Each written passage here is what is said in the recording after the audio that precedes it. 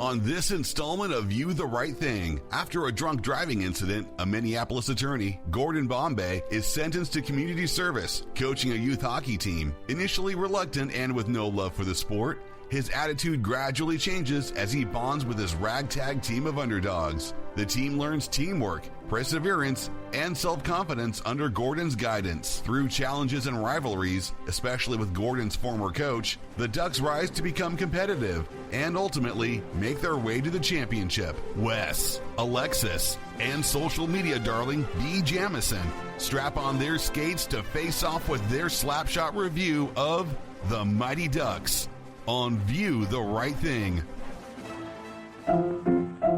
Let's all go to the lobby. Let's all go to the lobby. Let's all go to the lobby to get ourselves a treat. Hi, welcome to another episode of View the Right Thing. I'm Wes. And I'm Alexis. Hi, Alexis. How are you? Hello, Wes. I'm pretty good. How are you? I'm really excited. Yes. Because we have a special guest. Yes, we do. We have Beee Jamieson with us. Woo. Hi, Beee. Hi. How you going? The overnight hockey social media darling. Yeah, it felt on like TikTok. Yeah. How are you doing? I'm good. I'm very warm in my beanie today because it is 35 degrees Celsius here. It's middle of summer, but I thought I couldn't do this episode without wearing some hockey gear, so this is where I'm at the moment. First of all, congratulations! You're recently married, right? Yes, I am. Yeah. So congratulations on that. So that's pretty exciting. So I wanted to ask you a couple questions. I'm gonna save the TikTok question for a minute. I understand you're working on a PhD, right? I am. Yeah. Can you talk a little bit about that, or? Yeah. So my PhD is it's about sports romance. So the depiction of romance, sport in romance. And essentially my whole thing is there's not enough sport in sports romance. And because the readership of these books is predominantly women, I think it's kind of like reductive to be like, oh, women don't actually care about sports. They just want an athlete as one of the main characters. And so my thing is talking to sports romance authors whilst also writing my own sports romance books and being like, how do we put more sport in sports romance, and how do we kind of like address that, look at that, and why is it that it's become this sort of like, oh, there's an athlete in it, it's a sports romance. So yeah, it's like there's only one other person in the world who's doing sports romance specifically, and she's also in Australia, so it's been very good to kind of talk to her about it. But yeah, that's where I'm at kind of at the moment with it. Okay, so sports romance stories. So since we're a movie podcast, do you have a favorite sports romance movie? I'm kind of biased towards Wimbledon. Okay. Because I love tennis. Yeah. So originally I started my TikTok account about tennis, and oh wow. Yeah. So that was Wimbledon is a good one. It's just really like it's bad, but like in a good way. I think some of I'm trying to think about like sports romance movies, because I guess like a lot of people are saying like Challenges, but Challenges is not a romance between people. It's a romance for the sport, and I think that's kind of where I like Challenges, because it was like a love letter to tennis. Whereas so many of these sports romances are like, and I guess he plays hockey sometimes. And whereas I think Challenges kind of put in that like, hey, like we look like tennis. This is what tennis is. Like tennis is, there's a love letter is between like Tashi and tennis. Have you seen For Love of the Game? I haven't. Okay. I know it's on my list. Okay. It's probably it's one of my favorite sports movies in general, because the game is featured so heavily in the movie, but I'm also a sucker for like sappy romance. So like Kelly Preston, Kevin Costner, John C. Reilly, it's J.K. Simmons. I mean, it's awesome. So I need to watch it. It's directed by Sam Raimi. So really? Okay. Yeah, completely out of his wheelhouse. Like this is not Evil Dead at all. So. I need to watch it because the title of my thesis is For the Love of the Game. Oh, so okay. it needs to be. It's on. Like I have like a movie list. I have to watch like everything, and it's on there, but I haven't actually seen it yet. Bump that up to the top. I know I'm gonna bump it up. So we actually did an episode, not Alexis. We have another sometimes contributor, Darling Beat, and so she watched that for the first time, and we got to talk about that. So we have an episode on that. So for those listening, check out the For Love of the Game episode of View the Right Thing. So let's talk a little bit about TikTok. How I came across you is the very first TikTok I saw. I think you were like, I think I'm going to get into hockey and I need to find a team. I gotta pick a team. And I was like, this is interesting and I've got to watch this. Can you sort of tell us like how that kind of came about and sort of what the journey was like for you? Yeah. So as I said, I started my account like maybe around March last year after I went to Australian Open, and I was like, I want to start posting about sports because like that's like my great love essentially. And I was posting mostly about tennis because tennis is on all the time, so I was always watching tennis. And I would post about like AFL, like Australian rules football, which as a woman does not get a good reception. And then the Olympics came, and I started doing reviews of uniforms for like different countries, and I had one video go viral in Malaysia, and they changed their uniform. Oh wow! So it was a lot. And so I had a few videos go viral during like the Olympic cycle, and then towards the end, like tennis was wrapping up. I had like maybe like 2,000 followers. I was going okay. It was fine, and and then I was like, I know hockey. I feel like I would like hockey. We were talking, my husband and I, like, what are we gonna do over summer when there's no football on, and like, all the Grand Slams are done. Like, what are we going to do? We don't watch cricket, And I was like, let's just start watching hockey. So I posted, I'm going to get into hockey. Like, tell me some hockey lore. And then people were like, they're called rules, not laws. And I was like, my accent, I meant like lore. And so that kind of became a thing. And then I posted a video like listing teams that were out of like of the running, and a bunch of NHL teams commented on them. Some of them didn't watch the video all the way through, that's for sure.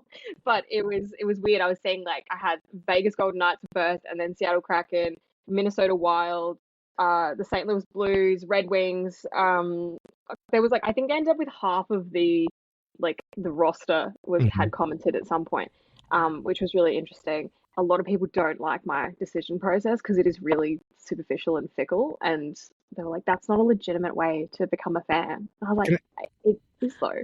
Can I address that? I think anything that can bring people into a fandom is okay. I don't think it matters. I'm pretty lax and welcoming, and I'm like, so you're wearing a Kraken beanie. Yeah, I said it on the Kraken. So that's your team? That's my team. A couple soft spots for other teams, but Kraken ended up being the team. They were kind of always in the running because I have friends who are Seattle Kraken fans, so they kind of already had outside voices even before I started posting about. Because I'm doing a PhD in sports romance. Hockey is like the main thing that's in sports romances, so I was already kind of aware of the hockey sphere. But since Seattle Kraken had like a bit of an issue with sports romance a couple of years ago, and so I'd already been kind of aware of them. And then people just started kind of commenting different reasons, blah, blah. And then I heard about Jessica Campbell, who's the first female NHL bench coach. And I was like, that's incredible. I like the colors. My like NFL team growing up was the Seahawks. It all kind of like fell in. And then I got contacted by some people, and they were like, hey, we hear you're going to be in America next year. Do you want to come to Seattle and watch a game? So I'm going to go to Climate Pledge Arena in April and watch Seattle Kraken play the Blues, which I'm so excited for. Wow. Yeah, I'm so excited. Also, it's against the Blues, who have like the only Australian player in the NHL. So I was like, is this like a token Australian thing that you're doing? But yeah, Kraken ends up being the team, and my husband is also on it. He just loves the fact that he can say "calm the crack," which is not, doesn't sound great, but he thinks it's the funniest thing in the world. So there's something I didn't tell you. Did you notice our lighting in here? I did. It was very blue. Well, I'm actually a Kraken fan. Yeah. Oh my god. I got my little Grubauer over here. Oh my god. Yeah. So I'm from Seattle. So so when you first started talking about wanting to find a team, I was like Kraken. So imagine how excited I was when you chose the Kraken. So I had no idea. I had absolutely. I love the glasses click on. That's sick. Yeah. So, Any so I want to talk about something. Maybe you don't have to talk about it if you're like I don't want to go there. Sort of the like. There's a lot of fragile dude bros out there. Oh yeah. And so I kind of wanted to get your because I've enjoyed sort of your responses to that mentality. So I just want to kind of get your take on what your experience has been as a woman in media, trying to like share a love of something and then having people sort of like come in and try to tear that down a little bit. So can you maybe just share a little bit? Yeah, so I think my first kind of experience with that was during the Olympics. Australia had won 4 gold medals and they'd all been won by women. And we actually ended up getting to 8 gold medals. If you hear the clicking, that's the dog. We had won 8 gold medals before a man actually won a gold medal for Australia. And I posted a video. And it was literally just me pointing to these athletes and this song and the Beyonce's Who Run the World Girls was playing. It was like a 8-second video. And it just kicked off. And people were so hateful. Like, there were so many men in the comments being like, oh, you just think you wouldn't even compete against the men. I'm like, that's not how sport works. Men play against men and women play against women. Like, I had to keep being like, do you not understand how sport works? Like, it doesn't matter, like, that, you know, a man might be stronger, whatever. And then when I started posting about hockey, the big term is puck bunny, which is, I've already done research onto this whole, like, phenomena of the puck bunny. And I just think it's so ridiculous. Firstly, because like they're wearing pads. You can't see what they look like. So if you're only watching them because you think they're hot, it's probably not going to be the best sport for you. But also like just let people like stuff. I think there's this idea that like women getting into, I guess, traditionally male spaces, that the men will then be like shut out of it. And that's not how it works. But I think that's because traditionally the men have shut the women out, and they think that if they let the women in, then they'll get shut out, and that's just like not how it works. And then all these teams, they really like to cater to women because women have such big like power, like money power, like financial power, and so they're like, we want to cater to these women, and then the dude bros get really upset and they hate me, which is fine because it makes good content. I have a guy who comments on my videos every couple of weeks and says, how's your new coaching program going with Jessica Campbell? She's obviously not working because you guys are doing so badly. And I'm like, do you blame all of the success and like failures on the assistant coach in their first year of assistant coaching? Like, I don't, it's obviously not watching the games. But it's at times it gets to me, but other times it's a bit like, you know, this is just the way people are, and you can just, you know, comment on it and be like, oh yeah, you're an idiot. My favorite thing is just ask them questions. Why do you think that? Why that doesn't make any sense. You're saying that she shouldn't be a coach because she's never played NHL, but Paul Maurice never played NHL. I don't get it. Like, you know, and then they kind of crumble. Yep. It's funny because my sport is really baseball. I like hockey. I like football. I watched basketball before my beloved Sonics. We don't have to get into that, but but baseball is like the area that I know. I'm more of a casual hockey fan. I'm definitely new to the sport, and I like have to remind myself the rules all the time, and I get confused by being offsides and stuff. But anyways, I'm pretty sure like season hockey fans also get confused. But so it's funny because when I see people reacting to you as if you don't have a valid opinion or you don't know what you're talking about, I'm like, she knows more than I do. And like, so if she doesn't have a valid opinion, then that invalidates me as well. So fuck you, you know? So, you know. Some of the stuff is like, they could just Google it. Like, it's so, like, I made a video responding being like, here's all these coaches that never played NHL and are like really successful. And someone's like, you just Googled that. I'm like, yeah, I did. Why don't you Google it? Like, why don't you do that? And then you would know those things. Why is educating yourself a bad thing? Like, why is that? It's like, do you think I just like learned by osmosis and was like, suddenly I have all this NHL knowledge? Like, no, I Googled it, or I read things, or I watched stuff. Like, it's not, you know, I'm only halfway through my first season as a hockey fan. I'm very like green, you know?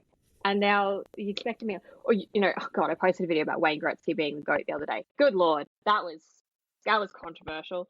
Sure. Kind of on purpose because I knew that people would like say something about it. Yeah.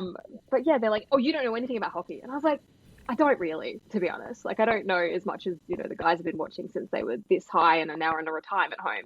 Like it's of course I'm not going to know that. Yeah. But like I can Google things."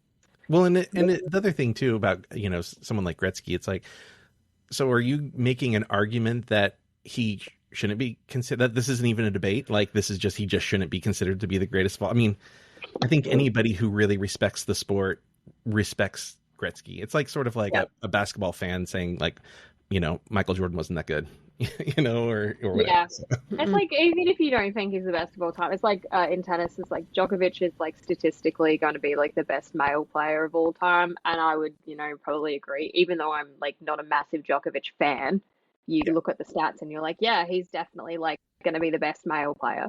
Like that's, it is what it is. I want to, if you enjoy your time here today, I want to have you back for more more sports movie stuff. So. Yeah. Oh yeah, I'm down. Cool. I love it. It's like literary analysis is like my whole thing. So I'm all on it. Yeah, I mean, you understand storytelling and you understand sports, so it's really kind of exciting. Do you have any questions for Bee? You don't have to. No. I'm sort of covering it, I think. So Yeah. I mean, it's totally fine. So I'll ask you this again at the end, but I like to ask this at the beginning too. How do you want people to find you on social media? So on TikTok, I am like Beee Jamieson, BeeJamieson. On Instagram, I'm Bee Sports, like Wii Sports at Bee. I don't use Instagram. I'm trying to do it better. But yeah, find me on there and then only send me nice things because I get enough hate. Yeah, Oh my people, gosh. come on. Yeah. The program. Now, most people are really nice. It's actually like a overwhelmingly positive reactions, Good. especially compared to like when I post about Australian stuff versus like hockey. I get more comments on the hockey stuff, but like the percentage of like hate comments versus nice comments is a lot lower on the hockey stuff than it is on the Australian sports. Wow. It's very telling. Yeah. Wow. Mm-hmm. Well, any other things you want to cover about you that we missed? No, I don't know. I'm sure things will come up. Okay, cool. Well, let's talk movie. What did we watch, Alexis? We watched The Mighty Ducks. Yeah. So, but before you, go ahead and read your synopsis. Okay. I was gonna ask a question out of order, and I'm terrible at hosting a podcast. You've only been doing this for how long? We don't have to go there. So, a self-centered Minnesota lawyer is sentenced to community service, coaching a ragtag youth hockey team. Yep. That's what the movie was. That's what the movie is. Indeed. So the first question I have for both of you, I'll start with Bee. Did you enjoy this movie? Yes, but I don't think it's like. I feel like I would have liked it more if I was a kid. Mm-hmm. So many people have such like massive like feelings attached to them. I was trying to figure out whether I'd watched it or not. I think we had watched it at school as like a part of like an end of year like thing of like, oh, there's only 2 days left of school, let's put a movie on. Because the movie came out 5 years before I was born, so it was like. Thanks for making me feel really old. I thought it was like later than that for some reason, and then I don't know. I liked it. I enjoyed it, but it's one of those things you start looking at it too deeply. I think you start to poke a few. Oh yeah, for sure. Alexis, how'd you feel about it? Did you enjoy the movie? I did. Yeah. It is so different than how I remembered it, though. Mm-hmm. Yeah. I enjoyed it. I liked it. I haven't seen it in a really, really long time, though. There's definitely some things I didn't remember with the movie, which I'm sure we'll cover. So should we jump into it? Maybe you can get us going with your notes, and then Bee, just again, I encourage you, just jump in and just say whatever you want, whenever. Yes, right. I don't even remotely remember that he was a lawyer. Really? Or that he was forced to do this for community service. And for drinking and driving. Yeah. Which is interesting because his name is the name of it's two alcohol brands. So 2 alcohol brands, Gordon's and Bombay. Oh, okay, right. And then they're both gins. He drinks and drives and interesting. It's a lot of like on the nose stuff in the movie. Yeah. But as a kid, I didn't know what Gordon's or Bombay well, sure. were. Yeah. Mm-hmm. Interesting. I used to coach like netball, and I related to a lot of him at the start, which was, you know, kids aren't really human, you know, that sort of stuff. Although I was voluntarily getting paid to coach this, I wasn't drink driving, but I found it very funny. He said something like, I don't like kids, they're barely human. Mm-hmm. And I was like, that's funny, because like that's how I felt when I was coaching. Like they're so weird. Do you still feel that way about children? A little bit, yeah. Right. They're little monsters. I'm like, my husband and I, we don't want children. People always ask us, and I'm like, I just don't, you know, relate to them or whatever. And then people are like, yeah, but that's just what they're like. I'm like, I'm not saying they shouldn't be like that. They should be like that. They're kids. I just don't want to do it. Yeah, like go for it. Do whatever you want to do. Like that's so good. Good for you. You should be. You're a kid. Which is, you know, watching that, I was like, yeah, the kids are like that. They're nuts. Mm-hmm. It's true. They are nuts. Do you know there's some kids that auditioned for this that didn't get the part? Yes. Do you know about them? No. So Jake Gyllenhaal was going to play what's his name? Conway. Charlie? Yeah. Yeah. He was going to play Charlie, and his parents didn't want him to do the movie, so he ended up turning it down. So he did City Slickers instead? I guess. Okay. And DiCaprio auditioned for Charlie, but lost out to Joshua Jackson. Good. And Juliette Lewis auditioned for Connie. Oh. And lost out to Marguerite Moreau. Wow. Yeah. No, I did not know that at all. Jeez. Yeah. Anyways, just throwing that out there since we're talking about the little monster children. I was delighted to see the woman who played Connie, because I immediately was like, oh, she was in Wet Hot American Summer. Oh, yeah. Yeah. Yeah. She was like the kind of lead. I know it's what's that? An ensemble cast. Yeah, thank you. Yeah. Well, and all these kids we do get to find out what happens to them when they grow up. If you watch the Disney Plus TV series. There's a TV series? Yeah. Well, there's a lot of Mighty Ducks. Yeah. I know there were like 3 movies, right? Yeah. 3 main ones, and maybe, I don't know if there were any other straight to video. Like an animated series as well. What? And an actual hockey team for a little while. I mean, they're still the Ducks, but... This, like, me choosing to do the Mighty Ducks is, like, kind of my, like, olive branch to the Anaheim Ducks, because I said that I hated their uniform, and then they commented on the video, and were like, we like our look, and I was like, well, you should have stuck with the green and purple, but anyway. Yeah. That's funny. Well, we're in California, and, obviously I'm not a Ducks fan, so... So it's fine that you said something. To be totally honest, I didn't know that we had a Anaheim team. You're always surprised by Anaheim stuff. I am. I don't really count Anaheim. Guess. I've been to Anaheim twice, and I also forget that it exists. I really liked when his boss says, "Score, don't spike." I thought that was a really good lesson to learn, even though I don't know. I feel like his boss kind of backtracked toward the end of the film. Yeah. You know? Everyone in the movies has such weak constitution. They're all like flip-flopping. Like no one like stays. The only one who's consistent is his like childhood coach who sucks. Yeah. But he sucks from like day one. Everyone else is like flip-flopping, like at the end when he's like, and then he, you know, his whole he was the one who made him do that. Like I'm so, you know, it was your idea. Right. I agree. Yeah, they all seem very like not malleable, but like they just go wherever the wind takes them at any given moment. I remarked pretty early in the film how quickly everything moves. Like the drunk driving to the community service to, you know, liking the kids, just like all of that just is just like so fast paced, which is interesting because the movie's almost 2 hours. So many montages though. They had to have room for the montages. Yeah. It moves so quickly. Was there anything more superfluous than the kids doing the dog poop in the handbag and the guy chasing them to like sped up motion? I was just like, I actually wrote that. I was like, what? I wrote, what the crap are they doing with this poopy purse? And then the fast forward walking, this is peak 90s humor. I feel. It was iconic. the font was peak 90s as well. Oh, yes. That was like Die Hard font or something. It's all very 90s, which I had to keep reminding myself. And like when they got into the limo or the car or whatever, and they're like, "Is that a real phone?" And it's like a car phone. I was like, "Oh my god!" Like, yeah. So it's like so before people really had cell phones. Do you remember a time before cell phones, Bee?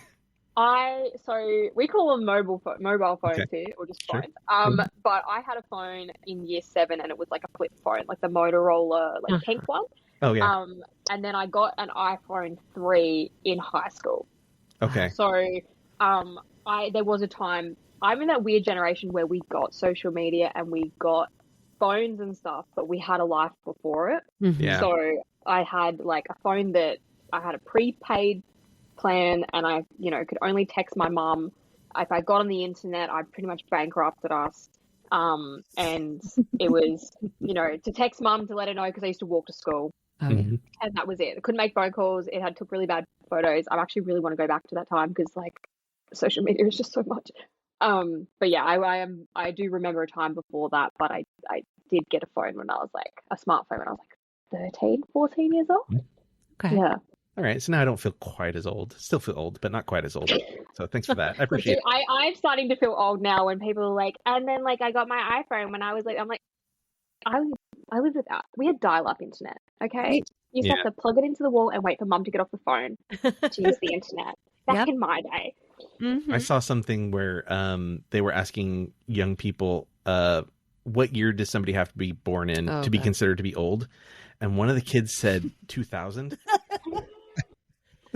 Some of the people in my PhD cohort were born in 2000, and like I love them so much, and they're like, some of them are actually ahead of me because I started a little bit late, and they're sitting there like, "Bee, you just need to like do this and this," and I'm like, I'm listening to them, I'm listening to the advice, and then I'm like, you were not born in the same millennia that I was, and like obviously they're more experienced than me, but it's like there's a moment in my head it ticks over, I'm like, you're a child. They're not, they're 25, but like it's so weird.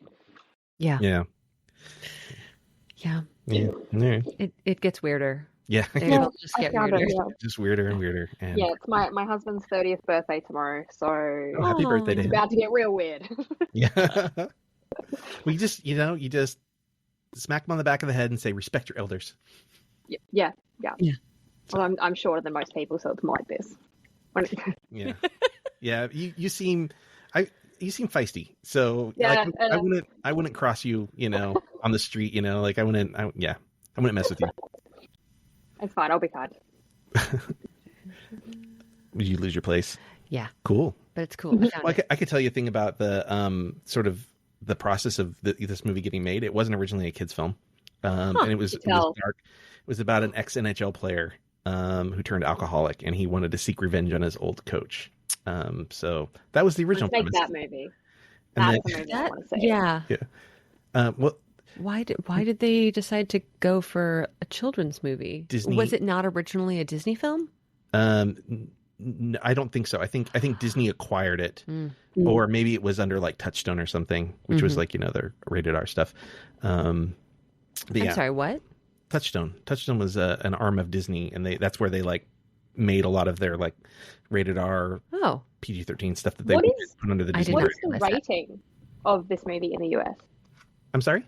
What is the rating of Mighty Ducks in the US? Oh yeah, PG. Okay, so it's PG here too. Yeah, pretty tame. But like Jurassic Park is also PG. I would say that's M in the Australian version, because we have G, PG, M, MA. Pretty sure that it's PG-13 here. Yeah, okay. It should be M here. Like when I watched it recently, it's PG-13 here. Yeah, okay. Okay, yeah. Is M like mature? M is you can still get into the movie theater if you're under a 15, but they're like it's mature-ish. But if it's MA 15 plus, you can't get into the movie theater unless you're over 15. And they won't sell you video games that are MA 15 plus or anything like that. And then obviously we have R 18, so it's G, PG, M, MA, R. Wow. Most things come under MA, and so like when you guys and that movie was R rated, it's like, oh, it's MA here, so. Little film education from Bee. I like it. I like it. Yeah. What's your next? My next My next note was there's not a lot of Minnesota accents for a film that takes place in Minnesota. Oh, absolutely not. Yeah. Everyone sounds pretty just generic. Generic, yeah. Just American. Generic American. Yeah. Not really from anywhere. Where like Minnesota is a little bit more, except for Sven. They're talking except for Sven because he's not American. He's from... I'm just saying there was an accent. Yeah, just not from the location that it's set. Yeah. I was like, of course it's set in Minnesota. Like every hockey movie set in Minnesota. Right. Or Alaska. Well, we just did Mystery Alaska, Mm-hmm. which in some ways is maybe kind of what this movie was originally rated, because it's much more adult. Yes. That one had to have been rated R. There was too much sex and adultery in that one. Yeah. For it to not be rated R. It has to have been. Have you seen that one yet? No, I haven't. When I put up the video today saying I was watching Mighty Ducks, someone said, imagine having Disney Plus and not watching Mystery Alaska. And I was like, I'll watch it. Don't worry. You're gonna get all the hockey movies in. You're gonna be good. I'll be good. I'll do all my homework. I'll make sure I get tested. I'll pass my test before the next season. Your hockey citizenship or whatever.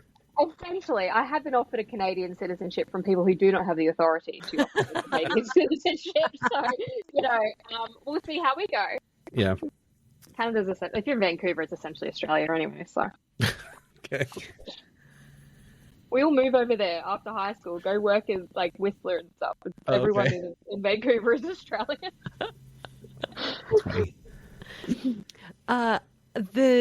When they get on the ice and there's the three boys lined up and the other team calls them the Oreo line, that was shocking. Yeah. Well, and it's more shocking that they embrace it later in the film. Yeah. That the coach calls them that. He's like, all right, Oreo line. I'm like, that's so inappropriate. Yeah. At first I was like, I didn't hear that correctly. They said something else. And then I looked at the three different players and how they were standing. And you audibly gasped. I did. It didn't click to me because I was like making food. And when they said Oreo line, I looked and it was like them in orange. And I was like, I don't get it. And then I clicked back and it wasn't until later where I was like, oh. It reminds me of Bring It On, All or Nothing, and there's like a character in there and she's black and she's like, I'm an Oreo, I'm like white on the inside, and it was like, yep. Like this movie's a bit age well, but I was like, oh okay, so that was a thing. That was like 2010. Bee's breaking out the deep cuts with the third Bring It On film, so that's pretty. I'm pretty impressed right now for your first time on here. That was the Jets and the Sharks was West Side Story. Yeah. And I remember because the main villain girl is called Brooke, and that's my government name. And every mean girl in a 2000 movie is Brooke, which is why I changed my name. Would it shock you to know that on a shelf behind me, I have that film on DVD? It's so bad. It's good. It's weird. I have the first one and the third one, but not the second one. Huh. Is the second one with Hayden Panettiere? I can't pronounce her name. Probably, I don't remember. Where she goes to a predominantly black school and then she crumps really badly. Oh no! And we all have to, and it's like and everyone's like, "Yeah, get it, white girl." I was like, "No!" Oh no! So bad. It was so embarrassing. Yeah. Oh man. Oh, she ate too. We was all like, "Yeah, that's so cool." Oh yeah. I have not seen that. I only saw the first Bring It On. It's actually really good in regards to like Bring It On.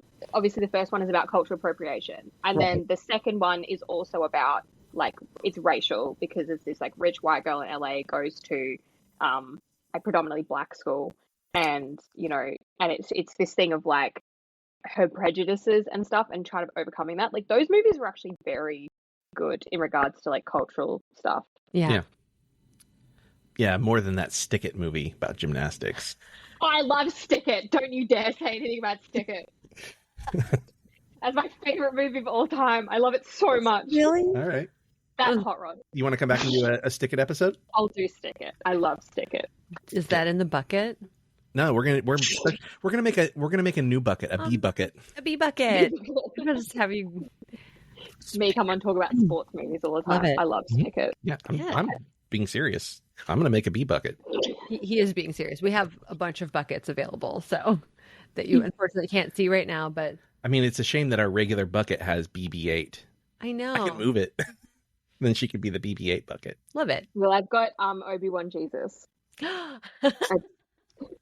which people comment a lot, and they're like, "Is that Jesus or is that Obi-Wan?" And I was like, "It's both."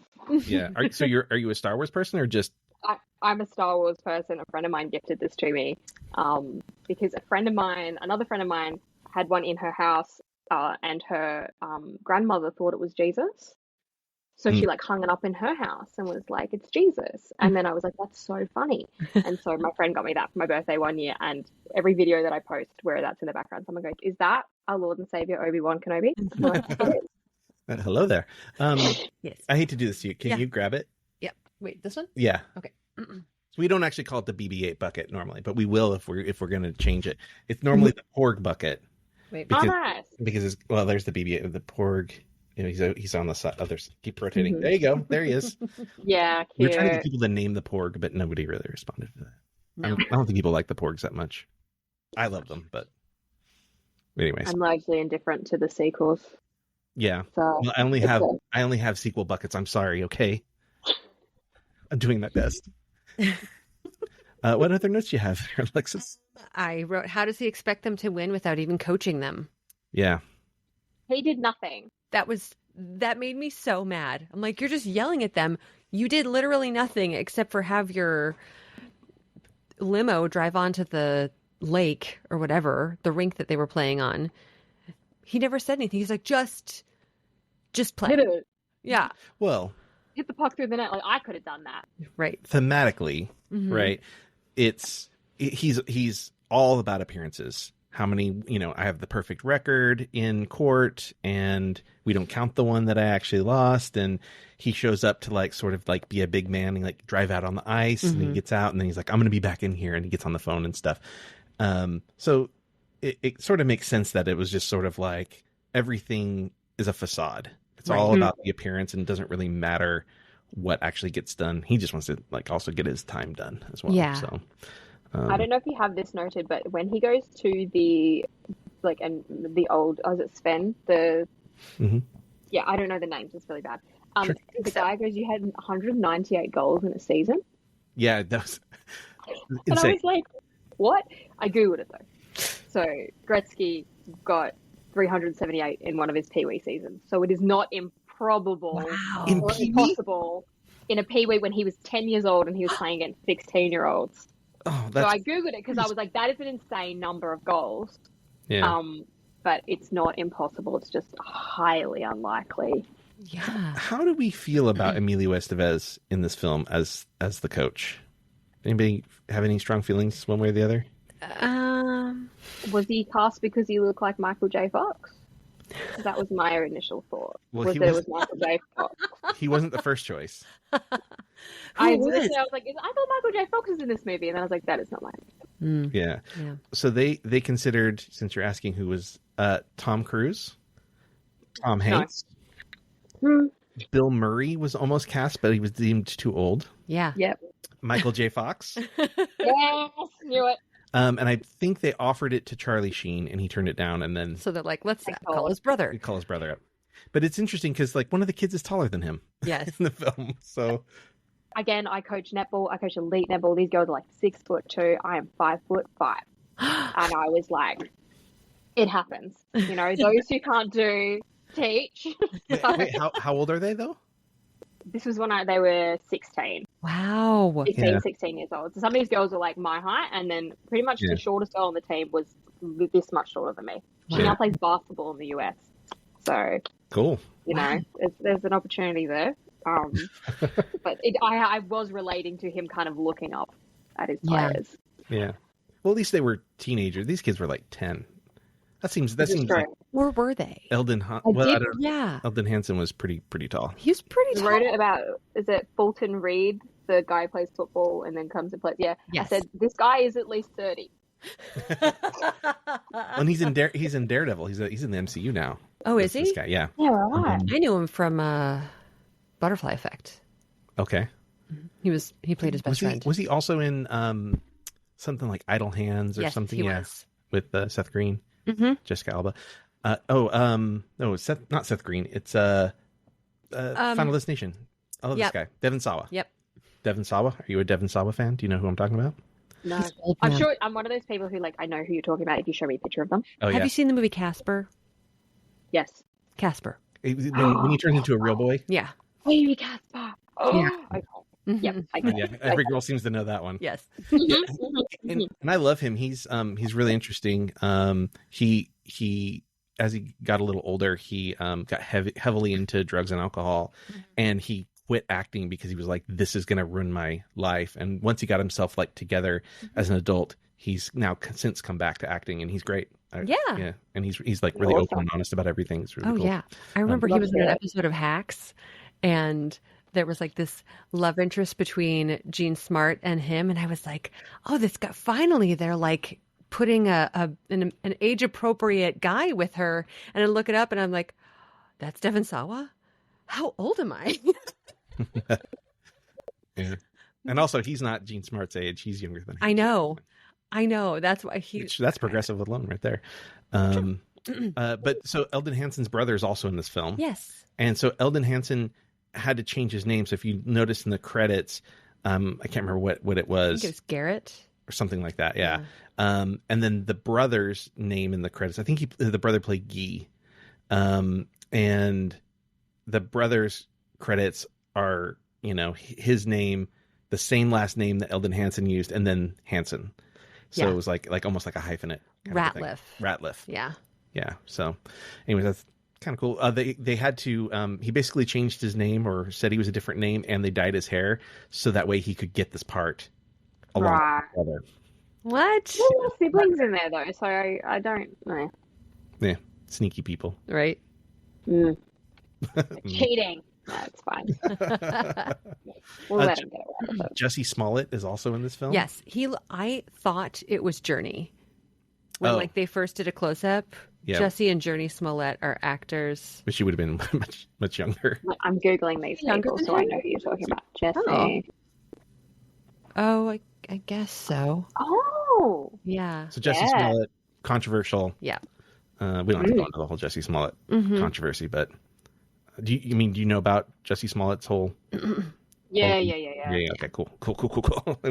Yeah, no, we were very Americanized over here. We kind of get all of your news.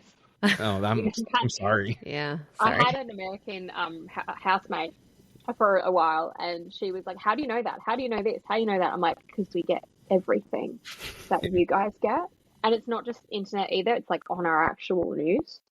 We get a lot, any major story that happens in the US, we get it here, and we get all your movies, and we get everything. And so when people start, she was, it was watching the football, and there was a guy's last name was Houston, and they were like, "Houston, we do not have a problem." And she turns to me and she goes, "How do you guys know about that?" And I was like, because we helped you get to the moon. I don't know how to tell you this. But yes, I do remember this. Even if I don't remember his name. Is there anything just you think is just super weird about Americans? Or the fact that you guys do your national anthem before everything. Oh, yeah. It is so strange to me because we literally don't start the hockey until a few minutes after it starts, because the national anthem is insane, because we do the national anthem for finals games or international matches against other countries, and we play both our national anthems. And I actually made a note, because in their final or their playoff final or whatever, they play the national anthem. I'm at a Pee-wee game? Yeah, that's true. I know all the words to "O Canada" and to the American national anthem at this point, because I just have heard it so many times. All right, prove it. Sing it. Oh God, no. But it's just crazy to me that it's everywhere. Because we have it, at finals, or we have Anzac Day, which is our one of our war memorial days, and we'll do the national anthem there. But it's everywhere. It's always every single hockey game. And if you're playing 82 games in a season, you're hearing your national anthem as well as the other countries, depending on who you're playing, so many times. Yeah, it's so strange to me. Every game. When I was in high school, I sang it at a volleyball game. Yeah. Well, we do it at like assemblies. After 9/11, in baseball at least, they started doing God Bless America in like the 6th inning or something, or after the 7th inning stretch. And for a while they only were doing it on Sundays, but I went to a Dodger game and they did it just like on a regular game, not just a Sunday game. I don't know. Mm-hmm. Huh. It's so strange. Although one I did notice was that you can't go past security in an airport if you don't have a ticket in America, which is really strange to me. Yeah. Because in Australia you can go to the gate. Yeah. Oh, wow. We used to be able to do that. Yeah. And then 9/11 happened and you can't do it anymore. Yeah. Because we're quite strict on everything, but if you go through security, like you're good. You can go to the gate and pick people up or whatever. Yeah, but we have guns. You know, like this is true. Yeah. No, this is very true. You know, so when I was in Vegas, there was a guy trying to get through security with a gun, and they're like, "You can take it. You just got to like dismantle and take your ammo out and just like ship it differently." And I was like, "There's a man getting on a plane with a gun." Wow. Yeah. Yeah. Freaking me out. We're backwards. I'm sorry. I apologize for our nation. Fine. I'll be there in April, so we'll Yay. Third time in my life. If you ever come to California, let us know for sure. Yeah, for sure. I was in California to 2023. Oh, nice. And that was fun. We went to WrestleMania. Oh, WrestleMania. Yeah. Nice. But now we're doing WrestleMania in Vegas. So. Yeah. Well, we didn't know you then, so no, we didn't. I wasn't doing TikTok then. Yeah. I should have been. I could have got more free shit. No.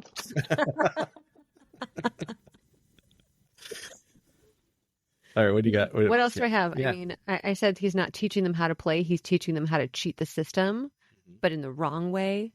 Like if only it wasn't cheating well. Right. Cheat the system for good, not for vengeance. But also, if you're doing it for vengeance, do it better than that. Yeah. Because it was not really good. I was like, it's not about winning. It never was. Just teach them how to play. But then he asks for sponsorship from his boss. And damn, gear is expensive. Mm-hmm. Oh, yeah. So in the 90s, it would all cost $15,000. I can't even fathom what it would cost now.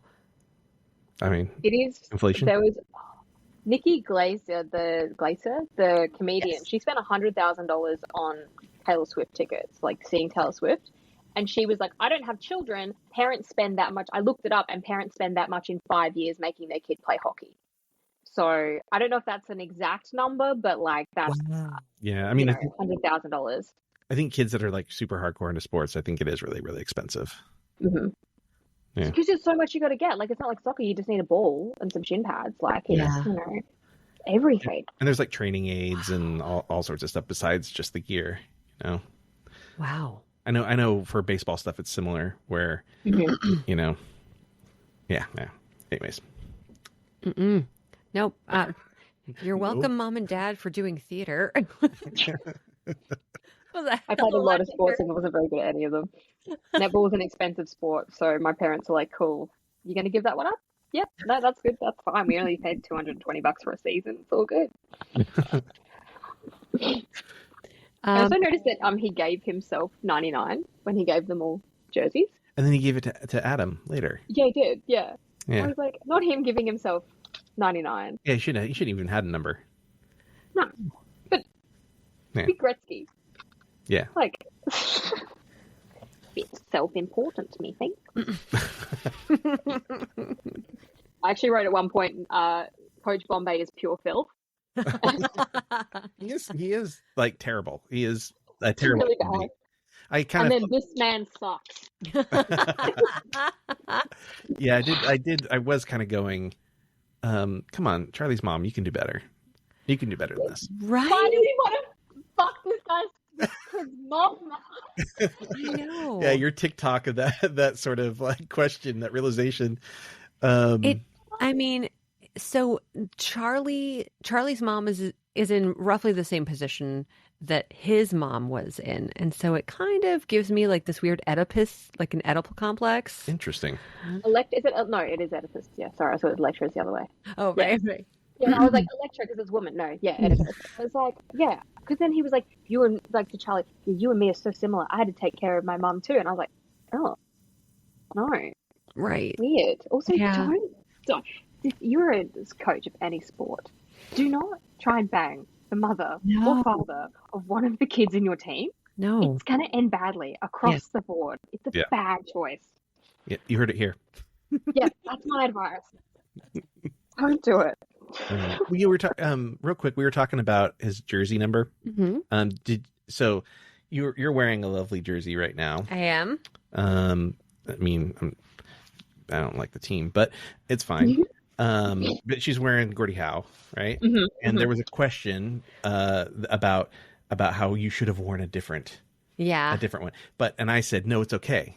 Did you catch why the jersey you're wearing is actually appropriate for this? Other than the fact that he's Gordie, no. And he also, as a child, wears number 9, and his dad calls him Gordie.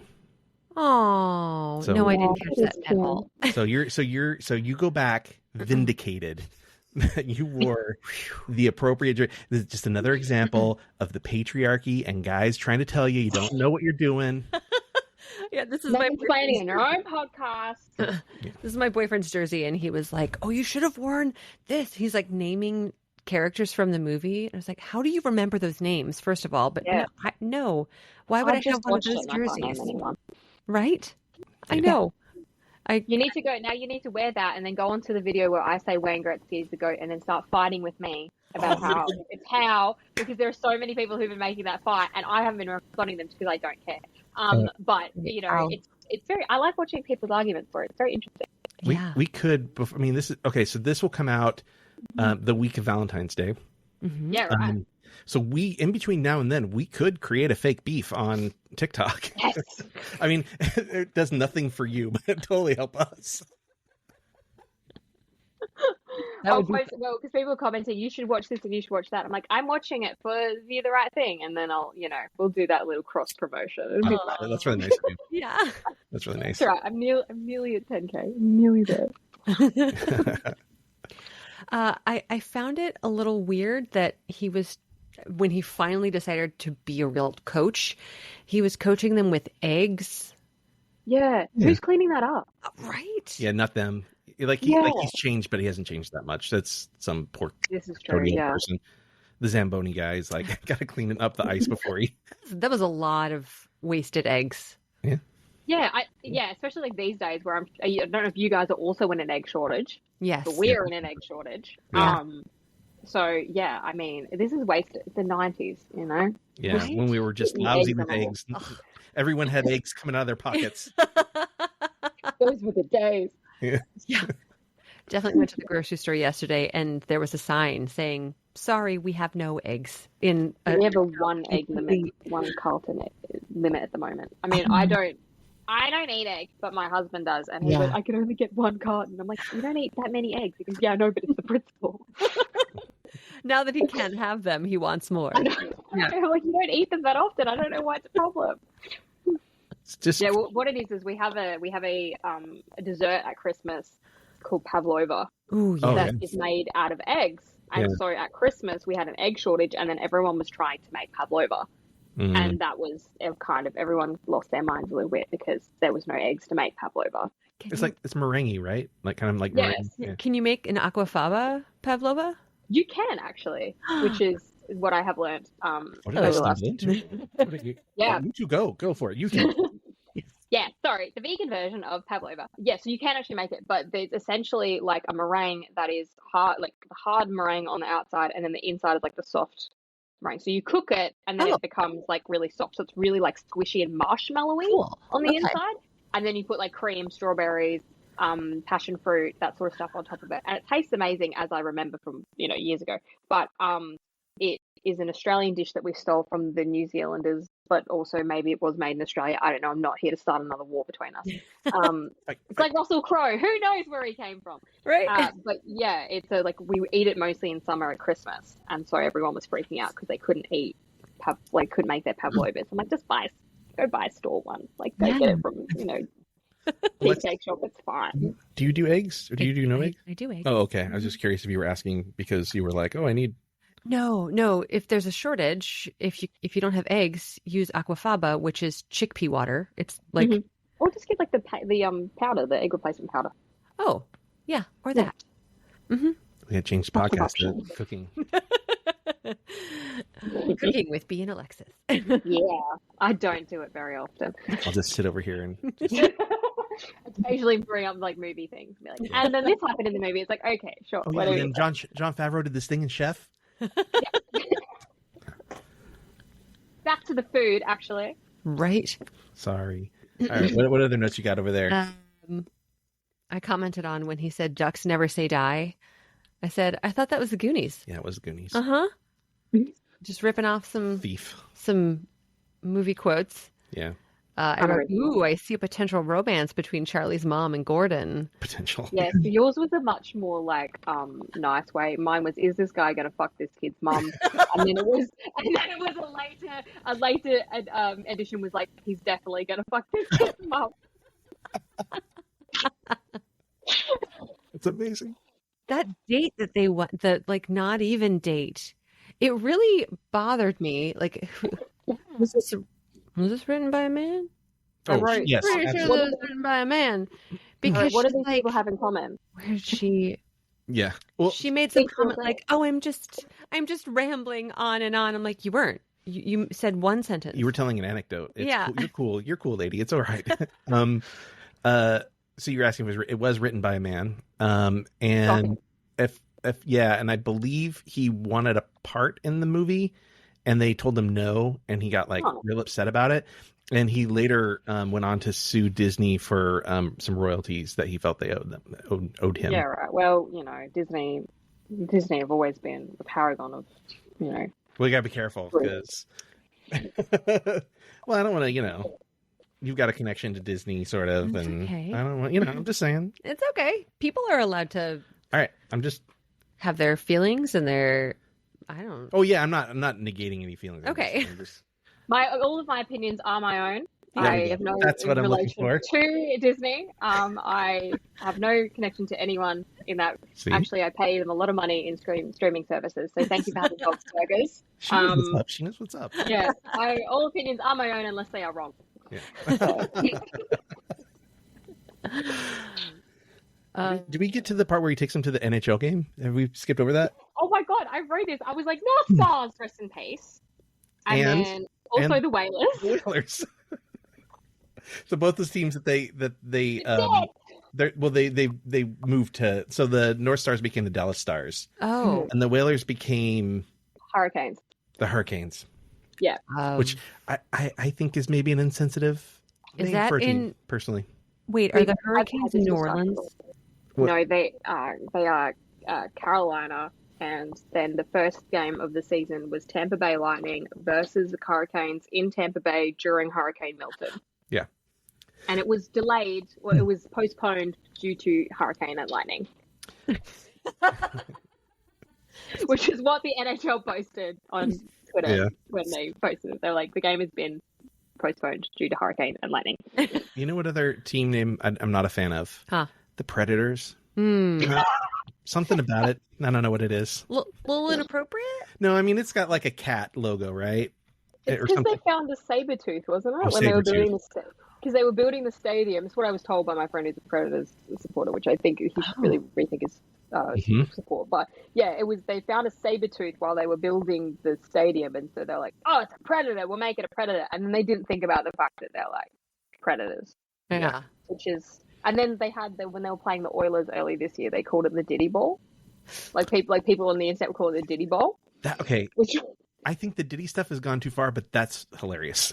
It's like, it's like when the Jets play the Sharks. I'm like, it's West Side Story. But yeah. It was, for sure. I didn't say it was the Diddy Bowl. I saw it on the internet. Yes. You're just reiterating. This may be the one episode that you do edit. Because Dave's gone off. One other thing about that that game that they go to, that stadium is also gone. Oh, it's all dead. Everything's dead. I wrote, by the way, the kids are playing. This is the first game of hockey they've ever seen. Yeah. Yes. Yes, for sure. But at the same time, some of those kids are like really, really good. It's like when you watched, when I watched Inside Out 2, and she's playing hockey, and they're like critiquing her. I'm like, this kid's insane. Like, if you like, I know it's animated, but like, this kid's moving like an NHL player, and we're all being like, oh, she's bad at hockey. It's like, she's very good at hockey, actually. Yeah. Well, there is something I think that I don't want to say necessarily in defense of the film, but it may be these kids' first hockey experience. Mm-hmm. But they're all kids that seem like maybe they're from an underserved or underprivileged neighborhood, right? Mm-hmm. They redrew the district specifically so they could sort of edge those kids out. Mm-hmm. I actually like that angle for it being like, that these like kids are, they need that help. Like the sport is the thing that they're doing, that they need that support and stuff. And like, I like that angle for it. Yeah, I do too. Instead of just being like, rich kids play hockey. Taking yeah. Also, were there any kids of color on the Hawks? Because I don't think I saw any. Were there any girls? No. Does this film pass the Bechdel test? No. Absolutely not. I've been talking about that recently. I bring it up. I'm like, this movie didn't pass the Bechdel test. This movie doesn't pass it. Sonic 3. I haven't seen Sonic 3. Really? The Hedgehog 3 does not pass the Bechdel test. And I was like, we got to the end of the movie. I turned to my husband. I said, this is not pass the Bechdel test. And it's like, the fact that you were looking for Sonic 3 to pass the Bechdel test blows my mind a little bit. What it was for me is like I was realizing how little female characters there were in the film, and I was like, okay, whatever. And like I was waiting for Amy to come in, like the pink character, and spoiler alert, she doesn't. And I was like, when she comes in, like hopefully it'll pass the Bechdel test. And then I was kind of like, oh, wait a minute, this doesn't pass the Bechdel test.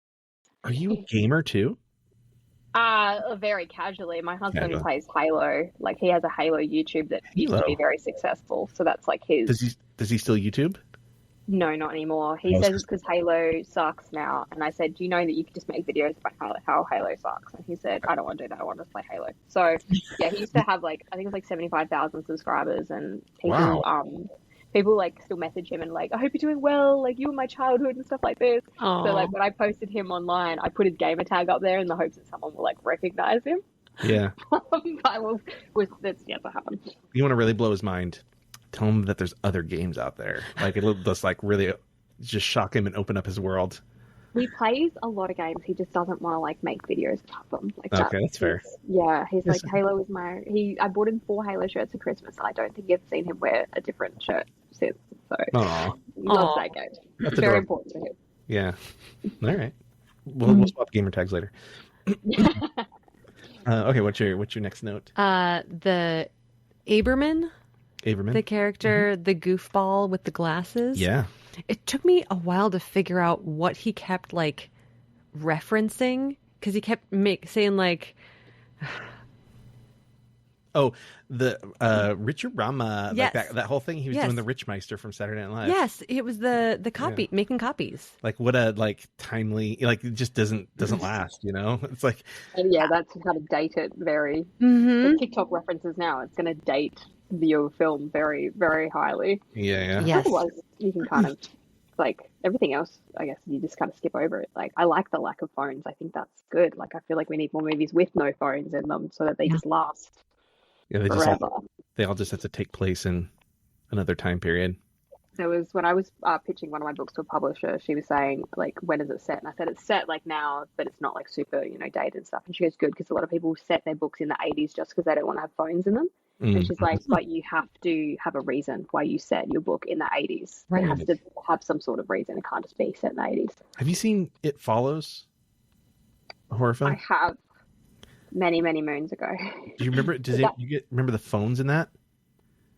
No. They have phones, but they look like seashells or something. They're like little clamshells.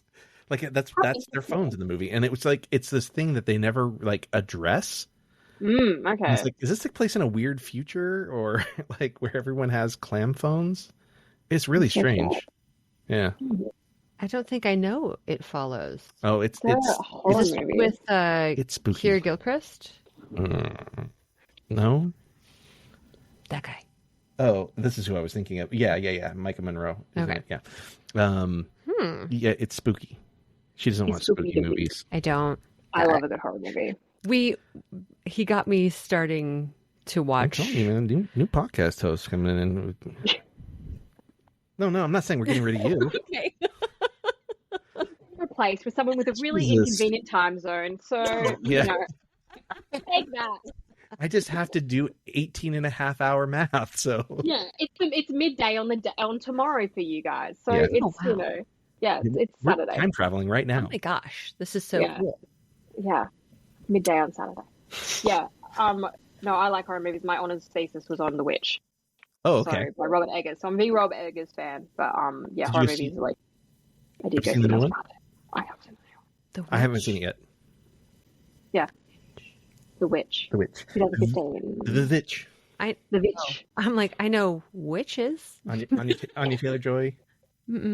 Nope. No. Nope. Sure didn't. Good movie. It's a really good movie. It's really short, so it's like only 90 very minutes. Scary. There's a big goat in it. It's not very scary. It's very atmospheric. Atmosphere. That's the word I was going to use. It's atmosphere. It's tension. It's more tension, I think, than More terror than horror. That. Yeah. Yeah. Okay. It's not scary. I think I prefer terror over horror. I don't know. I There's like not jump psychological scares. thrillers.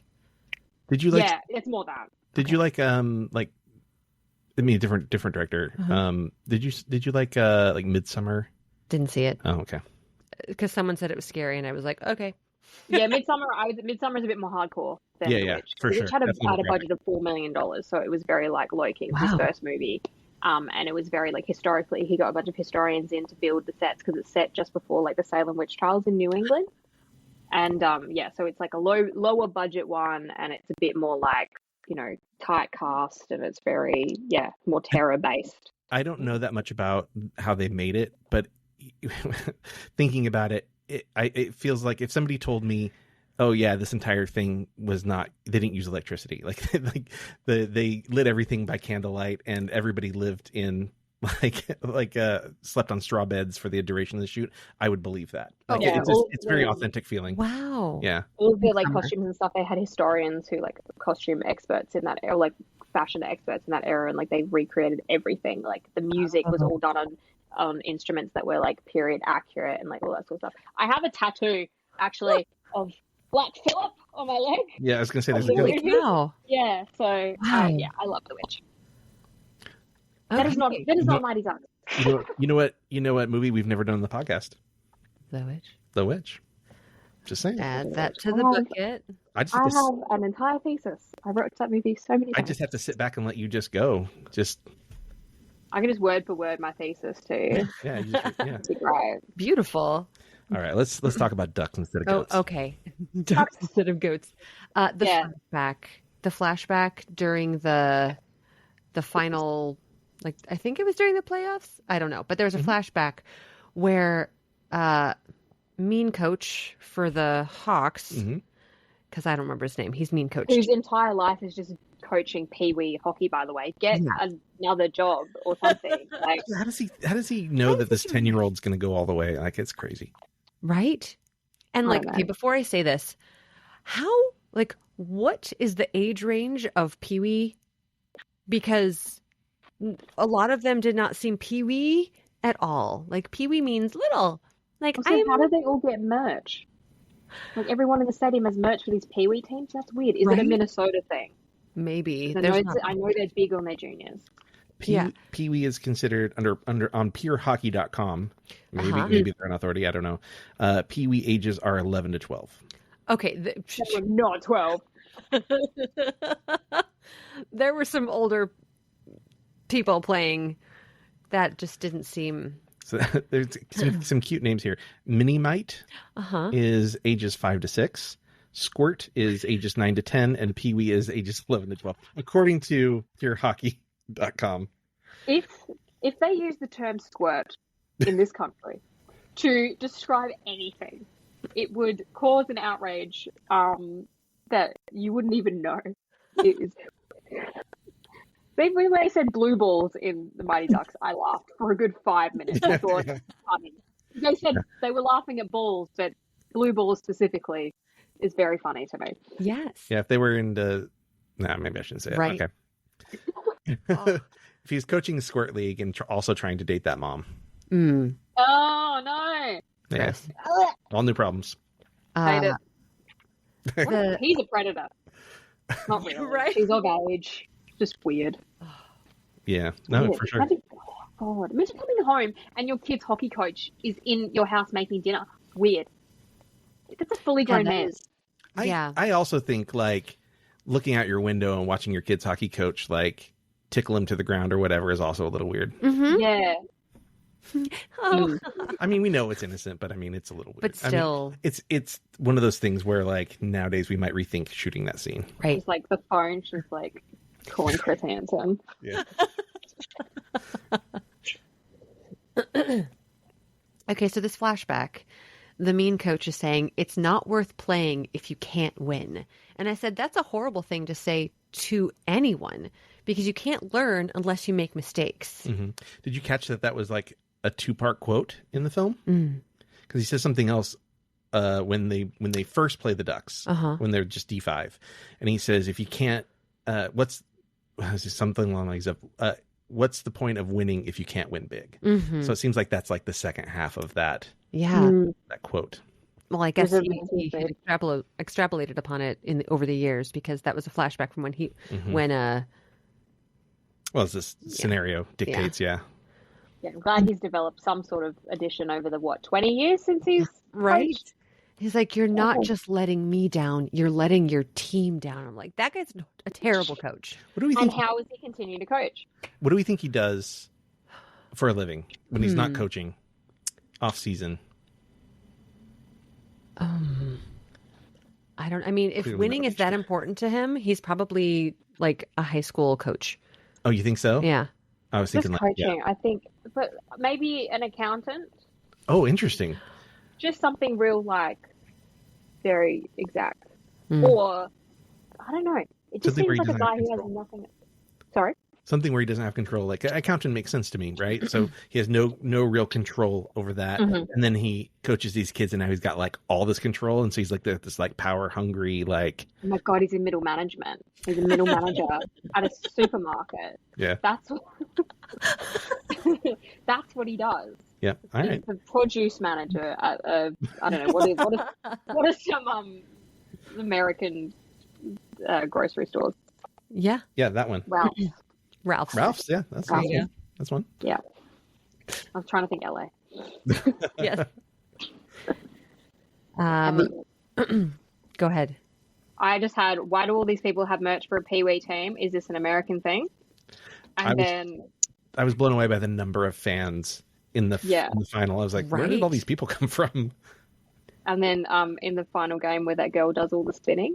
Yes. And then she stops. And then she like spins and then she like stops. And it was like supposed to be some momentum. And it's like, I know that it's like a child, but it's like, all that spinning for what? Yeah. Why? I'm going to jump back a little bit. Sure. Why in one of the games was there a tie? And so they just ended the game as a tie. Is that a Pee-wee thing? I don't know. I mean, it can happen. They also tied, and they were going to go into overtime, but he did the shootout instead. Yeah, because there was a foul or a penalty. Yeah, I mean, a hockey game can end in a tie. I think we discussed this for Mystery Alaska, maybe that you can't have a tie. You would probably know the circumstances of a tie better than I would. Like, I think playoffs it can't, right? Like, playoffs can't end in a tie. In NHL, it is always overtime or a shootout if the overtime doesn't happen. But I don't know the ins and outs of the tie because I think, if you guys watch Ted Lasso, because there's like, in Ted Lasso, he learns that like in the soccer that they have like a tie. And he's like, that's not the American way, is like not is to have ties. Like, there's always going to be a winner. So I don't know about, but in NHL, if it's a tie at the end, it goes to 5-minute overtime, 3-on-3. And then if no one scores, that's sudden death. And if no one scores during overtime, then it goes to a shootout, best of 3 rounds. So I don't know, because it could be different leagues as well, because different leagues have different rules. Like the PWHL have like a jailbreak rule when it comes to penalties and stuff. So I'm not sure. So it says that ties used to be an occurrence in the NHL until 2005. Oh, that's when they switched it out. Huh. Okay. And this is the 90s. 10 years before. Yeah. Wow. Because I found it weird that we weren't ties, because we have ties and you just split the points. Yeah. Okay. I had to say something. I have to say, I can still remember watching this movie at my grandparents' house for the first time, and like during the whole playoff section, I was on my feet. I was so excited. Good. It was so good. Like now, knowing kind of what to expect. It's been a very long time since I've seen this, but I was still like, yeah, they're gonna win, right? They're gonna win, right? Like I was thinking that in my mind. I'm like, do they win, or is it like a lesson? Well, because so many of those movies they do like lose, and it's like it's not about winning, it's about teamwork and stuff. Right. So I was surprised that they did win. I was when I was like during that sort of time when they were playing, all the playoff games and stuff. I was like, if this movie wasn't about hockey, I'd probably not like it as much. But because it's hockey, I'm enjoying it. Like I was like, if this was about a different sport that I didn't like or something, I don't think I would. But that's to say, there are a lot of good sports movies and about sports that I don't like that I think are fantastic movies. But I did like that it was about hockey. And I think they have to win in this. Like this can't be one of those scenarios because for a couple of reasons. One is I don't think generally that happens and it's like they earning the other team's respect. And I don't think there's any chance this other team or this other coach respects them in any circumstance at all. Right. So that's one. The other is that they did a kind of a cool thing where Fulton gets ejected for dumping the player over into his box. And then they pull Tammy and Tommy, the brother and sister, out. So the team that's on the ice when they both tie the game and for the penalty shot is the same team that lost 17-0 to this. Yeah, because Banks also got injured. Yes, because Banks was also gone. So yeah, kind of a nice like bookend. That's nice. That's cute. I like that. Yeah, that makes me appreciate it a bit more. Yeah, because I was like, yeah, that's cute. I did like it. I liked Dante. I liked it a lot. Right. Okay. Were we uncomfortable with the kids kissing on the ice? That was yes. I did. I wrote. I go, whoa, making out on the ice. I think this must be 12. Also, I thought so. Maybe you can weigh in on this. Did you feel that the children's kiss was more passionate than Bombay and the mom at the end of the film? I'll be honest, I did look away. Mwah. There's just nothing in that Emilio Estevez kiss at the end there. Going back to that date, I literally was like, what do these people have in common? And then I was like, think you're great. Why? And then she was going like, I've got a kid. Like, you need to be, really aware of this. You'll break his heart. And he's like, no, it'll be fine. I'm like, she's right. Like, also, where has this come from? They just thought each other were hot. And then it's just, yeah, no. I don't think the kids liked each other. I don't think they address it in the show either. Oh, because they would continue on, wouldn't it? Yeah. That's so weird. I'll give you just like, I'm not going to spoil the show, but basically Gordon is not doing well in the show. When the show starts. You're talking about the TV show? Yeah, the TV show. It's like the new sequel or whatever. Did he get another DUI? I don't think so. He's just okay. I don't want to spoil why, but because maybe you guys will watch it. Who knows? I do like that you get to find out what happened to the kids. Oh, nice. Yeah, I do. Yeah, that's cool. Yeah. I don't know if I want to see him continue on a relationship with that woman though. He does not continue on a relationship with that woman, at least not in this show. Thank God. That was not going to work out. Well, she was right then, wasn't she? Yeah, definitely right. He is. Yeah. He's not in good shape. Again, going back to this man sucks. He's not a good person. Weak constitution. The fact that his entire life is ruled by a result of a hockey game when he was 11 years old. Yeah. Like, that was an immediate red flag. At the start of, and it was like, you're going to let all of us down. It's like, okay, be sad a little bit. But, like, no one came and talked to you after that. You didn't process that as you became a teenager or an adult or anything like that. You can still have that little, like, chirping in the back of your head. But, like, grow up. Honestly. And also, it annoyed the crap out of me. Like, a portion of the way through, he loses his job. So he's still coaching these kids for free. So what the hell is he doing? Like, how is he surviving? See, I think he had a bunch of money from being a lawyer. Yeah. Okay. That's what I think. I mean, I just want to point out that his boss was paying him his normal salary to go and coach. Oh, that's right. That's right. That's right. So Okay. like until he got fired. So it's like he literally was getting paid like a lawyer to go and coach a bunch of kids play hockey. Wow. That's the life.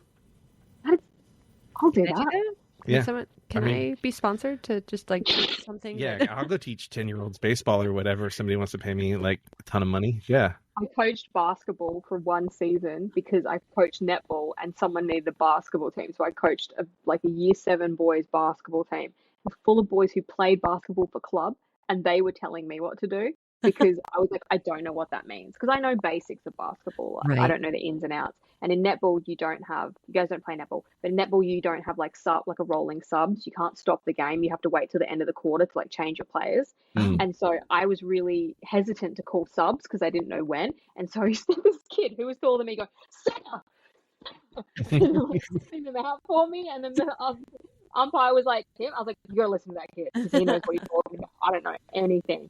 Like, So listen to him. You were Ted Lasso in this situation. It was Ted Lasso. But Yeah. you know what? Oh. If you're going to be somebody, Ted Lasso's pretty good to be. I do love Ted Lasso. I do love Ted Lasso. Do you have any more notes? No. How about you, B? Do you have any more notes? I just ripped my page out unintentionally. My last thing was, why is this guy's whole life coaching junior hockey? Yeah. And then where else? I'm trying to look at what I wrote. So unhinged. Great. When they won the game and they all started like spraying like drinks all over each other. So And I was like, who's washing the jerseys? Yeah. yeah, That That's was a rude. sticky situation. I have I don't like my hands and stuff to be like if I cook or something. I like do something and then I rinse my hands. I do I'm something, I the rinse same, my hands. And I saw the soda just getting in their hair, and I was just like, oh, no, just no. Yeah. Hockey players stink though, so I think they're used to it. Okay. Yes. What else I wrote? National anthem before a Pee Wee game. Y'all are obsessed. The bullies have bowl cuts. I'm sorry, they have what? The bullies. Bowl cuts. Bowl cuts. Yeah. Like, yeah. I thought that was funny, but it's the 90s, so that's fine. Yeah. What else did I have? Very cliche, but like that's fine because like it's supposed to be. If Yeah. it wasn't cliche, it would be bad, I guess. I stand by the statement that Anaheim need to change their colors.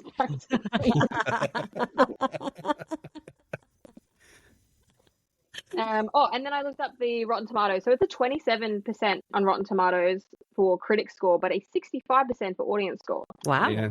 Yeah, we were talking about that earlier today. Like sometimes, like the critics understand like a movie's not made well, but like they just don't have their finger on the pulse, and people like what they I like. agree. I think it's one of those movies where it's like it's a good movie, it's not a good movie. Yeah. Right. Yeah, it was enjoyable. I had more fun than I thought I was going to have. Oh, good. That's good. That's Yeah. good. I do want to point out that at the end of this film, he gets on a Greyhound. That's where I first brought up. Yeah. He's a lawyer. Like he's got money. Like the What Greyhound is is the he worst doing? way to travel. Surely he could get a flight, commercial at least. But in the sequel, when he arrives back on a Greyhound. So this movie ends with him getting on a Greyhound. The next movie starts with him getting off a Greyhound. So that I'm was guessing good. he Where didn't has he make it in been? the minor leagues. Well, that's going to tie Is into that the TV show. Oh. So That's you'll kind of lame. you get to find out all about that in the show. Fun. Yeah. I guess I'm gonna have to check it out. No. It's got Lauren Graham in it, Oh. who I love. Great. And then Emilio Estevez, who doesn't really do anything anymore, so that's kind of nostalgic. Yeah. Lauren Graham's from Gilmore Girls. She plays the mom. Are you familiar? Yeah. Are you talking to Do me, you- or are you telling me? I'm telling B. B. Do you know Yeah, Lauren? I He's old- know Gilmore old Girls, friends with so Okay. Okay. Yeah. And then in season 2, it's Josh Duhamel Oh. Still with Lauren Graham? and Lauren Graham, and the kid who plays her son in it, I think is really good. The rest of the kids are Disney kids that overact and stuff, but I think the kid that plays her son What do is you mean? all the layers on, like the different colors. Oh, the golden age of Disney. I miss Hannah Montana so much. All right. I was like, that is my age group. If you want to know, it was Hannah Montana, That's So Raven, Uh-huh. Sweet Life of Zack and Cody. Yes. Oh my god, what else is on? Phineas and Ferb. Okay. It's a cartoon. There was one you mentioned not that long ago. Wasn't Shia LaBeouf on the show? Yeah. Even Stevens? Even Yeah. Stevens? Yeah. That was like, that show had like an Uncanny Valley vibe to me that I didn't like for some reason. Like there were some shows that I just couldn't watch because they made me feel weird. And that was one of them. And I cannot tell you why. There's no like reason as to why. I just felt weird watching it. There was a lot of adult humor in it, which was a little weird. Yeah. Yeah, because like there was a lot of more on Nickelodeon than on Disney that would have those shows where I was like, I just can't watch this show because there's something about it that makes me deeply uncomfortable. Okay. But yeah, that's a fun end to that one. Put that on a shirt. This show makes me uncomfortable. I've been personally victimized by children's TV shows in the early 2000s. Well, it'll happen to somebody will attribute it to our show. If you view the right thing, somehow the show makes me feel uncomfortable, Beee Jamieson. You know why? I just can't explain it. It just is, you know, some things just, I skip through things. Like, there's, in the movie, like, The Mighty Ducks, there's so many montages. Like, there was shopping montage, there was a playing montage, and then there was another skating montage.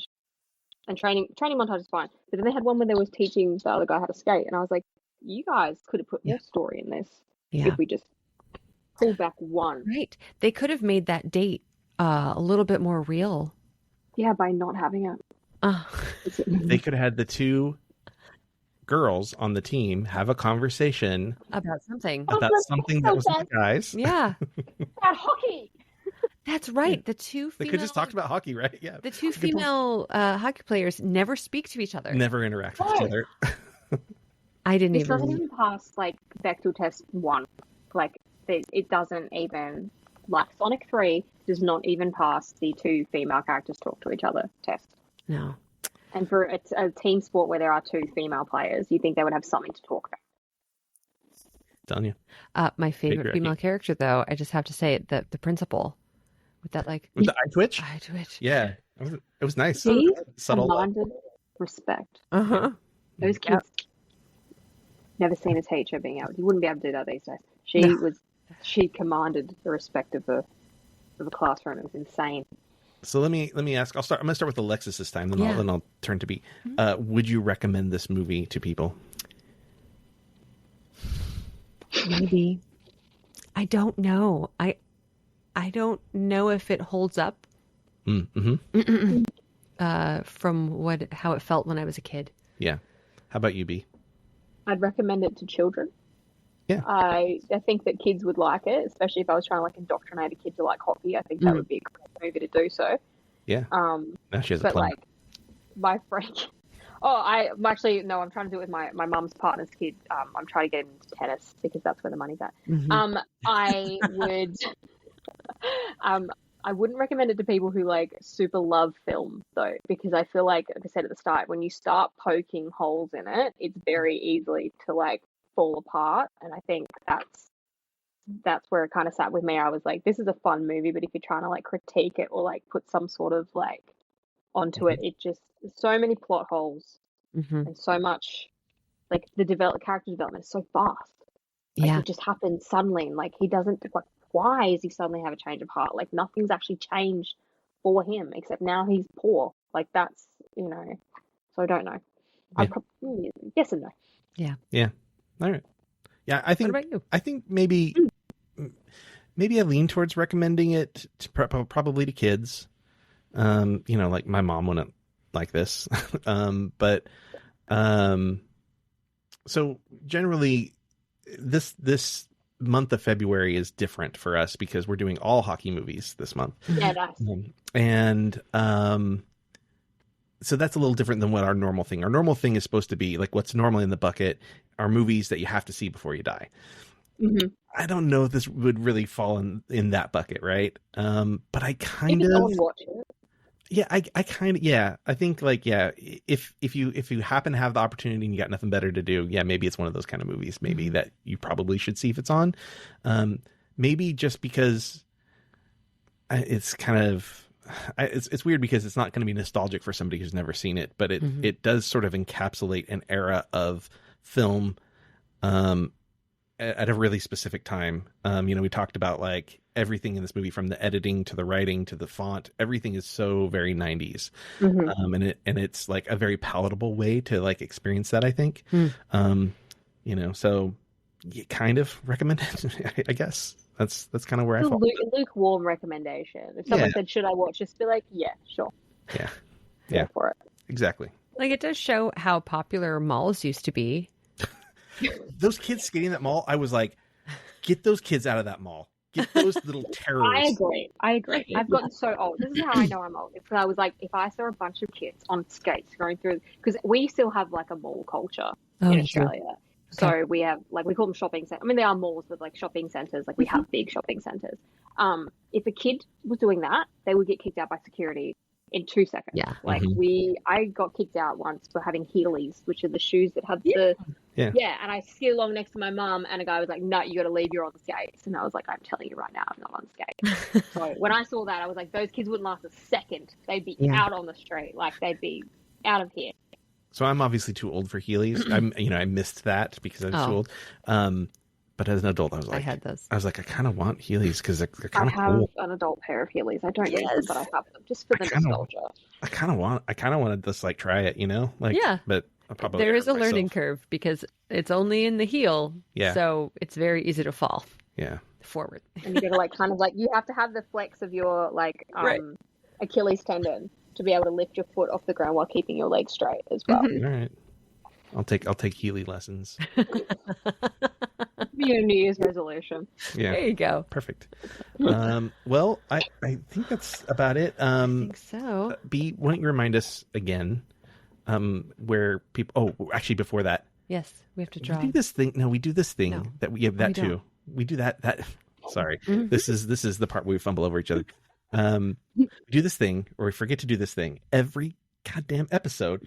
And that's, please like, share, subscribe. Check out our Patreon. Panda. Yeah, exactly. Patreon's a good place. We do our community watch polls, and people go watch movies with us there via Discord. We have get shout outs. We're not doing shout out today because we have one I think next week. This is just a good time. Yeah, so check us out. We're on Instagram. Yeah, we're on TikTok. Yeah.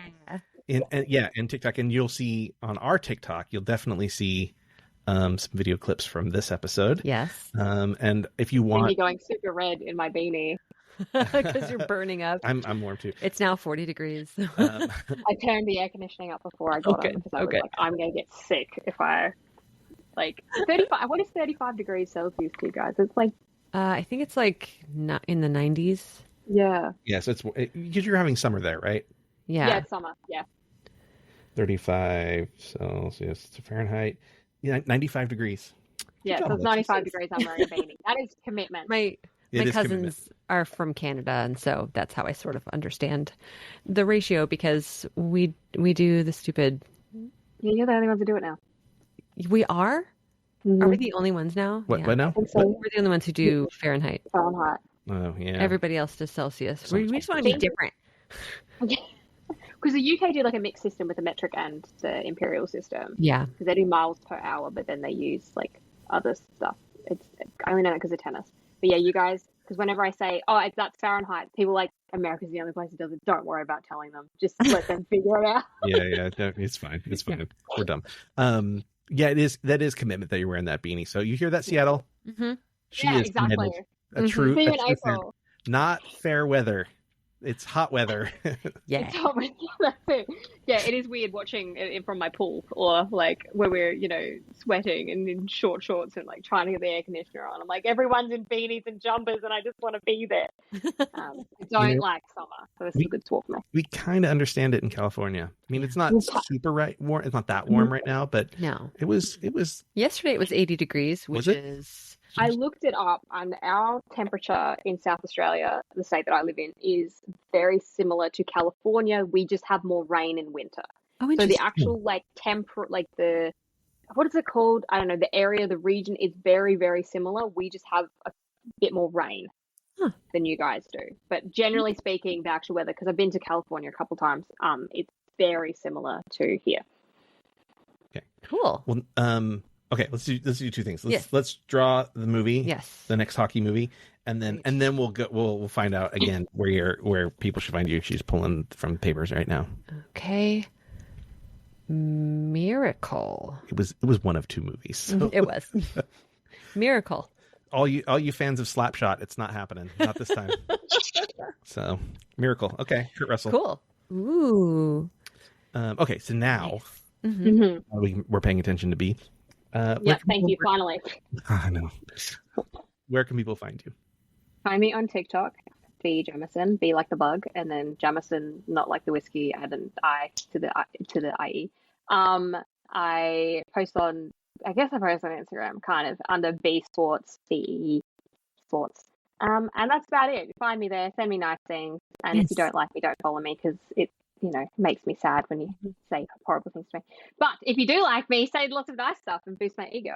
But I'm there. I post semi-regularly and I am very chatty with people, which is nice. I've got to know a lot of people on this little hockey journey I've been on, which has been really nice. And I've loved it. It's good. I've really been embraced, which is it's been really lovely. Like a lot of people are like, I'm sorry that there's so many horrible people. And I was like, honestly, it's just they stick out so much, but the vast majority of people are so kind and nice and want to tell you like things, and people update me. And then I got like, whenever Kraken are playing, I get score updates and stuff like that. So yeah, find me on TikTok. You might learn something about Australia.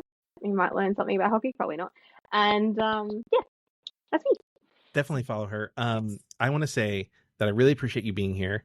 When I'm on social media, TikTok or Instagram or whatever, and I see somebody that like is fun and is doing something interesting and seems like a good person, I want to like reach out. And so, I'll send out these occasional things, and I got to tell you, I was so fucking happy when you responded. So I really, really appreciate you being here. You're doing really good stuff. Keep doing it. I'm excited to hear how your PhD goes. Yes, thank you. And I want to read your book. Yeah. Yeah, it's coming. I've got a hockey one now, which is it was going to happen. So now the hockey one's started. So we have a hockey one. There's a hockey, tennis, a motorsport one, and a soccer one. Nice. Excellent. All right. Yeah. I'm covering everything. I love it. Well, maybe work on a baseball one. That's important for baseball fans. I don't know. Baseball is like the American version of cricket. So I don't know if we're gonna. Oh. Australia has a baseball team. Does it? Yeah, we have baseball. Yeah, no, we do World baseball. Classic. Yeah, no, we have baseball. Baseball gets played here. We have a local team. You'll play.